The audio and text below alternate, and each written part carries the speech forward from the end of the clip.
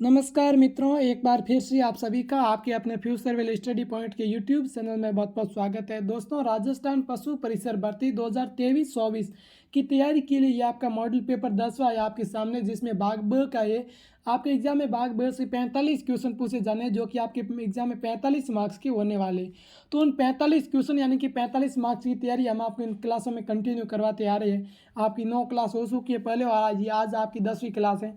अगर आपने पहले की 9 क्लास नहीं देखी तो अभी जाकर आप देख सकते हो। और डेली हमेशा एग्जाम तक आपकी ये डेली क्लासेज होती रहेगी, आपकी तैयारी इन्हीं क्लास में प्रैक्टिस सेट होता रहेगा। तो आपने चैनल को सब्सक्राइब नहीं किया है तो सब्सक्राइब करके रखिए और नोटिफिकेशन को ऑन रखिए, क्योंकि क्लास अपलोड करते ही आपके सामने सबसे पहले इसी चैनल पर मिल सके, आपको सूचना मिल सके। और ये पीडीएफ मैं आपको टेलीग्राम ग्रुप में प्रोवाइड करा दूंगा। दोस्तों, टेलीग्राम ग्रुप का लिंक मैंने डिस्क्रिप्शन बॉक्स के अंदर दे रखा है, आप जाकर ज्वाइन कर सकते हैं। तो ज़्यादा टाइम न लेंगे, पहले क्वेश्चन आपके सामने स्क्रीन पर है। किस देश में सबसे अधिक पशुओं की आबादी पाई जाती है? A option Japan, C option America, B option यहाँ पे B option America, C option चीन, डी ऑप्शन भारत। तो किस देश में सबसे जो पशुओं की आबादी पाई जाती है वो भारत देश में पाई जाती है, हमारे देश भारत में। तो डी ऑप्शन हमारे किस क्वेश्चन का राइट आंसर हो जाएगा, यानी कि पशुओं की आबादी में सर्वप्रथम स्थान किसका लगता है? पहला स्थान लगता है वो भारत देश का लगता है। क्वेश्चन संख्या सेकंड है, देश में घोड़ों की संख्या में राजस्थान का कौन सा स्थान है? ए तीसरा, बी चौथा, सी पांचवा या फिर 10वां। तो देश में भारत में घोड़ों की संख्या में देखा जाए तो राजस्थान का तीसरा स्थान लगता है, इसलिए ए ऑप्शन हमारे इस क्वेश्चन का राइट आंसर हो जाएगा। बढ़ते हैं नेक्स्ट क्वेश्चन है, किस देश की गायें टी कपकाऊ के नाम से जानी जाती हैं? ए ऑस्ट्रेलिया, बी न्यूजीलैंड, सी भारत या फिर डेनमार्क। इस क्वेश्चन का हमारा राइट आंसर हो जाएगा, भारत में गायों को टी कपकाऊ के नाम से भी जाना जाता है, गायों को इस नाम से जाना जाता है। तो सी ऑप्शन इस क्वेश्चन का हमारा राइट आंसर हो जाएगा। दुधारू गाय की क्या पहचान होती है? अयन पूर्ण विकसित होना, या फिर दुग्ध नलिका टेढ़ी मेढ़ी होना, या दुग्ध नलिका उभरी रहना, या फिर इनमें से सभी। तो इस क्वेश्चन का हमारा राइट आंसर हो जाएगा डी ऑप्शन, क्योंकि जो दुधारू गाय होती है वो अयन पूर्ण विकसित भी होता है, दुग्ध नलिका टेढ़ी मेढ़ी होती है और दुग्ध नलिका उभरी हुई होती है। ये लक्षण होते हैं दुधारू गाय की। तो डी ऑप्शन इस क्वेश्चन का हमारा राइट आंसर हो जाएगा। अगला क्वेश्चन है, कौन सी नस्ल मुर्गों की लड़ाई के लिए प्रसिद्ध है? A option Kadaknath, B Plymouth Rock, या फिर असील, या फिर चिटगांव। तो इस क्वेश्चन का हमारा राइट आंसर हो जाएगा असील, सी ऑप्शन। असील नस्ल के जो मुर्गे होते हैं वो लड़ाई के लिए प्रसिद्ध हैं, सी ऑप्शन इस क्वेश्चन का राइट आंसर हो जाएगा। अगला है, कब से एक्वाकल्चर तकनीकों का उपयोग करके सुनहरी मछली की खेती की जा रही है? ए ऑप्शन 800 एडी, या फिर 1200 एडी, या 1000 एडी, या 1600 एडी। तो इस क्वेश्चन का हमारा राइट आंसर हो जाएगा ए ऑप्शन 800 एडी। एक्वाकल्चर तकनीक का उपयोग करके सुनहरी मछली की जो खेती की जा रही है वो 800 एडी से की जा रही है। तो यही हमारे इस क्वेश्चन का राइट आंसर हो जाएगा। इंपॉर्टेंट क्वेश्चन है, अच्छी तरीके से याद रखना है। भैंस के गर्भकाल लगभग कितने माह का होता है भैंस का? ए ऑप्शन 10 माह, बी 15 माह, सी 20 माह, या फिर 24 माह। तो जो भैंस का गर्भकाल होता है भैंस और गाय का दोस्तों वो 10 माह का होता है। ए ऑप्शन हमारे इस क्वेश्चन का राइट आंसर हो जाएगा। बढ़ते हैं नेक्स्ट क्वेश्चन है, होलिस्टीन नामक गाय की नस्ल का मूल स्थान कौन सा है? ए डेनमार्क, बी अमेरिका, सी भारत, या फिर हॉलैंड। तो होलिस्टीन जो नाम से ही हमें पता चल रहा है ये हॉलैंड इसका मूल स्थान है, हॉलैंड देश है। डी ऑप्शन हमारे इस क्वेश्चन का राइट आंसर हो जाएगा। नेक्स्ट क्वेश्चन है, पीपीआर वैक्सीन कितने माह की भेड़ की बकरी को लगनी सही? कितने माह की भेड़ या फिर बकरी को लगानी सही है? 3 माह, 4 माह, 7 माह, या फिर 10 माह। तो इस क्वेश्चन का हमारा राइट आंसर हो जाएगा 3 माह के बच्चे या बकरी को लगाया जाता है, पीपीआर जो वैक्सीन होती है वो। बढ़ते हैं नेक्स्ट क्वेश्चन है, रेगिस्तान के लिए किस गाय की सबसे उपयुक्त नस्ल है? थार पारकर, कॉकरेज, हरियाणवी, या फिर राठी। दोस्तों इंपॉर्टेंट क्वेश्चन है, अच्छी तरीके से याद रखना। रेगिस्तान में सबसे उपयुक्त गाय की नस्ल है वो थार पारकर नस्ल है। ए ऑप्शन इस क्वेश्चन का हमारा राइट आंसर हो जाएगा। अगला क्वेश्चन है, चिकन गोबर या खाद कहाँ इस्तेमाल में लिया जाता है? ए ऑप्शन खाद में, बी बायोडीजल में, खाद और बायोडीजल दोनों में, या फिर इनमें से कोई नहीं।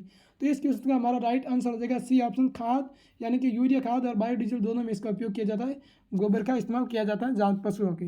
बढ़ते हैं नेक्स्ट क्वेश्चन है हमारा, पशु प्लेग निम्नलिखित में से किसके द्वारा फैलता है? या वायरस, जीवाणु, प्रोटोजोआ, या फिर उपरोक्त सभी। तो पशु प्लेग जो बीमारी है वो वायरस के द्वारा फैलती है पशु में। ए ऑप्शन हमारा इस क्वेश्चन का राइट आंसर हो जाएगा। बढ़ते हैं नेक्स्ट क्वेश्चन की तरफ। अगला क्वेश्चन आपके सामने है, महाशिवरात्रि पशु मेला राजस्थान के कौन से जिले में लगता है? क्या बीकानेर, बी बालोतरा, सी बाड़मेर, या फिर करौली। तो महाशिवरात्रि पशु मेला है वो आपकी करौली जिले में लगता है। ये पशु मेले वगैरह आप याद कर लेना अच्छी तरीके से। बाकी जो पशुओं की नस्लें हैं और ये पशु मेले लगते हो आप अभी एक अलग पेज में टॉपिक वाइज मैं आपको क्लास करा दूंगा, या फिर आप अलग जगह लिख के अच्छी तरीके से याद कर लेना।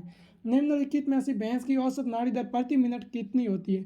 यानी कि जो नाड़ी है वो कितनी, 1 मिनट में कितनी बार धड़कती है भैंस की?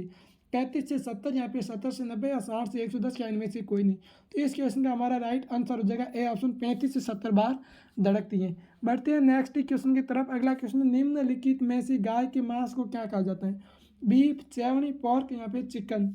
इस क्वेश्चन का हमारा राइट आंसर हो जाएगा ए ऑप्शन बी, भैंस के मांस को बीफ कहा जाता है और शेवनी बकरी के मांस को कहा जाता है। आपको अच्छी तरीके से याद रखना है, इसलिए इस क्वेश्चन का हमारा राइट आंसर हो जाएगा ए ऑप्शन बीफ। निम्नलिखित में से जखराना किस पशु की नस्ल है? यह घोड़ा, बी बकरी, भेड़ या फिर सूअर। अच्छी तरीके से नस्लों को आपको याद करके जाना है एग्जाम में। तो जखराना है वो बकरी की नस्ल हो जाएगा, बी ऑप्शन हमारा इस क्वेश्चन का राइट आंसर हो जाएगा। जखराना नस्ल है वो आपकी बकरी की नस्ल हो जाएगी। नेक्स्ट क्वेश्चन की तरफ, कौन सी ग्रंथि दुग्ध निष्कासन हार्मोन ऑक्सीटोसिन का स्त्रावण करती है? पीयूष ग्रंथि, थायराइड थायराइड ग्रंथि या फिर पैराथायराइड ग्रंथि या एड्रिनल ग्रंथि। तो कौन सी ग्रंथि दूध का जो निष्कासन करती है वो आपकी कौन सी हो जाएगी? पीयूष ग्रंथि हमारा राइट आंसर हो जाएगा। ए ऑप्शन इस क्वेश्चन का राइट आंसर हो जाएगा।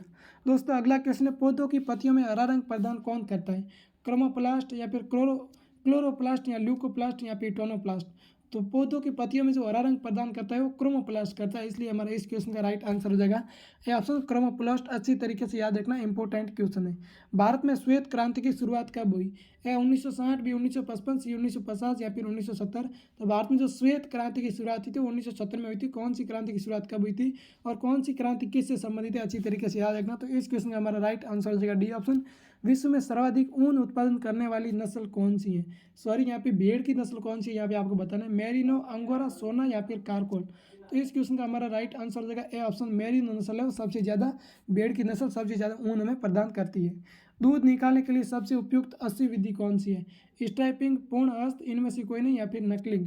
तो दूध निकालने की सबसे उपयुक्त विधि पूर्ण हस्त विधि हो जाएगा, बी ऑप्शन, यानी कि हमने हाथ से मुट्ठी बंद करके जो दूध निकालते हैं तो पूर्ण हस्त, बी ऑप्शन इस क्वेश्चन का हमारा राइट आंसर हो जाएगा। दोस्तों ये था आज का सेशन, कैसे लगी क्लास कमेंट बॉक्स में ज़रूर बताइए। अच्छी लगी तो लाइक कर दीजिए, चैनल पर नहीं है तो चैनल को सब्सक्राइब कर दीजिए। पीडीएफ में आपको टेलीग्राम ग्रुप में प्रोवाइड करा दूँगा। दोस्तों चलते हैं, फिर मिलेंगे अगले वीडियो में, तब तक खुश रहिए। जय हिंद, जय भारत।